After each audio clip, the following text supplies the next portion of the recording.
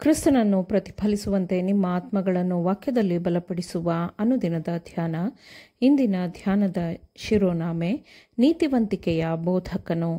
ಈ ದಿನದ ದೇವರ ವಾಕ್ಯ, ನೋಹನ ದಿವಸಗಳಲ್ಲಿ ನಡೆದ ಹಾಗೆಯೇ ಮನುಷ್ಯಕುಮಾರನ ದಿವಸಗಳಲ್ಲಿಯೂ ನಡೆಯುವುದು. ನೋಹನು ನಾವೆಯಲ್ಲಿ ಸೇರಿದ ದಿನದ ತನಕ ಜನರು ಊಟ ಮಾಡುತ್ತಿದ್ದರು, ಕುಡಿಯುತ್ತಿದ್ದರು, ಮದುವೆ ಮಾಡಿಕೊಳ್ಳುತ್ತಿದ್ದರು, ಮದುವೆ ಮಾಡಿಕೊಡುತ್ತಿದ್ದರು. ಆಗ ಜಲಪ್ರಳಯವು ಬಂದು ಎಲ್ಲರನ್ನೂ ನಾಶ ಮಾಡಿತು. ಲೂಕ 17ನೇ ಅಧ್ಯಾಯ 26 ಮತ್ತು 27ನೇ ವಚನಗಳು.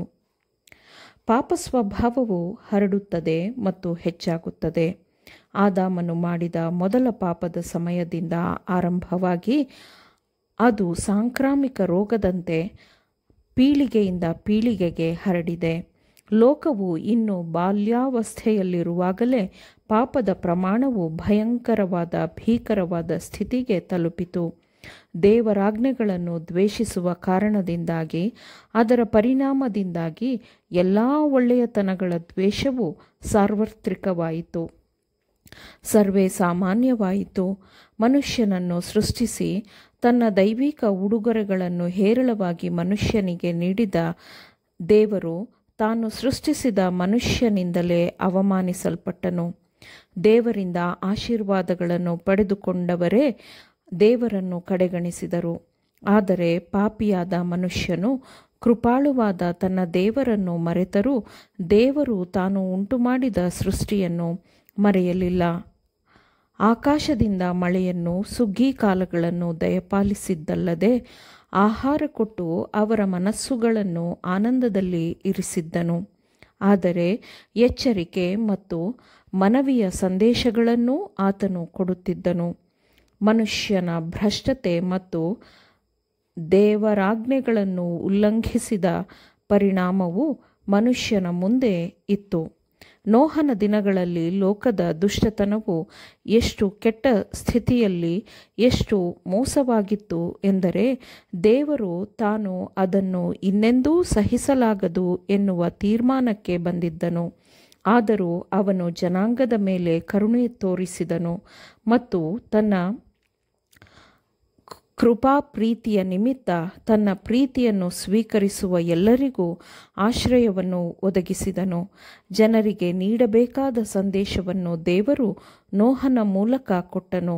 ನನ್ನ ಆತ್ಮನು ಮನುಷ್ಯನ ಸಂಗಡ ಯಾವಾಗಲೂ ವಿವಾದ ಮಾಡುವುದಿಲ್ಲ ಎಂದು ಕರ್ತನು ಹೇಳಿದ್ದರೂ ದೇವರು ತಾನು ನಿರ್ದಿಷ್ಟಪಡಿಸಿದ ಸಮಯ ಮುಗಿಯುವವರೆಗೂ, ಅಂದರೆ ನೋಹ ಮತ್ತವನ ಕುಟುಂಬವು ನಾವೆಯನ್ನು ಪ್ರವೇಶಿಸುವವರೆಗೂ, ದೇವರ ಕೈ ನಾವೆಯ ಬಾಗಿಲನ್ನು ಮುಚ್ಚುವವರೆಗೂ ದೇವರ ಆತ್ಮನು ಬಂಡಾಯವೆದ್ದಿದ್ದ ಮನುಷ್ಯರೊಂದಿಗೆ ಹೆಣಗುತ್ತಲೇ ಇದ್ದನು. ಇಂತಹ ದುಷ್ಟ ತಪ್ಪಿತಸ್ಥ ಪಾಪಿಗಳಿಗಾಗಿ ಮಧ್ಯಸ್ಥಿಕೆ ವಹಿಸಲು ಸಾಧ್ಯವಾಗದೆ ಕೃಪೆಯು ತನ್ನ ಚಿನ್ನದ ಸಿಂಹಾಸನದಿಂದ ಕೆಳಗಿಳಿದಿತ್ತು. ಆ ತಲೆಮಾರಿನ ಎಲ್ಲ ಮನುಷ್ಯರು ಅನ್ಯ ವಿಗ್ರಹಾರಾಧಕರು ಎಂಬ ಪದದ ಅರ್ಥದಲ್ಲಿ ಜೀವಿಸುತ್ತಿರಲಿಲ್ಲ. ಅನೇಕರಿಗೆ ದೇವರು ಮತ್ತು ಆತನ ಆಜ್ಞೆಗಳ ಜ್ಞಾನವಿತ್ತು. ಆದರೆ ಅವರು ನಂಬಿಗಸ್ತನಾಗಿದ್ದ ನೀತಿವಂತಿಕೆಯ ಬೋಧಕನ ಸಂದೇಶಗಳನ್ನು ತಿರಸ್ಕರಿಸಿದ್ದು ಮಾತ್ರವಲ್ಲದೆ ಇತರರು ದೇವರಿಗೆ ವಿಧೇಯರಾಗದಂತೆ ತಡೆಯಲು ತಮ್ಮ ಎಲ್ಲ ಪ್ರಭಾವವನ್ನು ಬಳಸಿದರು.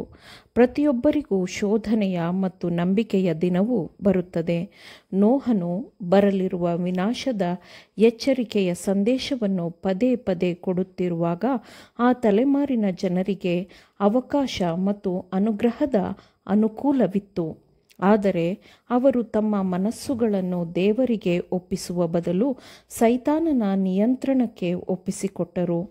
ಅವನು ನಮ್ಮ ಮೊದಲ ಪಿತೃಗಳನ್ನು ವಂಚಿಸಿದಂತೆ ಅವರನ್ನೂ ವಂಚಿಸಿದನು. ಸತ್ಯ ಮತ್ತು ಬೆಳಕಿನ ಬದಲಾಗಿ ಕತ್ತಲೆ ಮತ್ತು ಸುಳ್ಳನ್ನು ಸೈತಾನನು ಅವರ, ಅಂದರೆ ಆ ಪೀಳಿಗೆಯ ಜನರ ಮುಂದೆ ಇಟ್ಟನು ಮತ್ತು ಅವರು ಅವನ ಕುತರ್ಕ ಮತ್ತು ಸುಳ್ಳುಗಳನ್ನೇ ಸ್ವೀಕಾರ ಮಾಡಿದರು, ಏಕೆಂದರೆ ಅವುಗಳೇ ಅವರಿಗೆ ಒಪ್ಪಿಗೆಯಾಗಿದ್ದವು ಮತ್ತು ಅವರ ಭ್ರಷ್ಟ ಜೀವನಕ್ಕೆ ಹೊಂದಿಕೆಯಾಗಿದ್ದವು.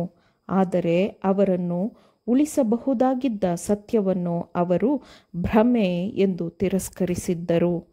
ಸರಿಯಾದ ಗುಂಪಿನ ಕಡೆ ಅತಿ ಸಂಖ್ಯೆಯ ಜನರು ಇರಲಿಲ್ಲ. ಆಮೇನ್. ದೇವರ ವಾಕ್ಯಗಳನ್ನು ಶ್ರದ್ಧೆಯಿಂದ ಆಲಿಸುವವರು ಮಾತ್ರವೇ ಆಗಿರದೆ ಪಾಲಿಸುವವರು ಆಗಬೇಕೆಂದು ನಿಮ್ಮನ್ನು ಉತ್ತೇಜಿಸುತ್ತೇನೆ. ಪರಿಶುದ್ಧಾತ್ಮನ ಸಹಾಯದಿಂದ ಆಲಿಸಿದ ನಿಮ್ಮೆಲ್ಲರಿಗೂ ಧನ್ಯವಾದಗಳು. ಮತ್ತೆ ದೈನಂದಿನ ಧ್ಯಾನಕ್ಕಾಗಿ ನಾಳೆ ಸಂಧಿಸೋಣ. ಆಮೇನ್.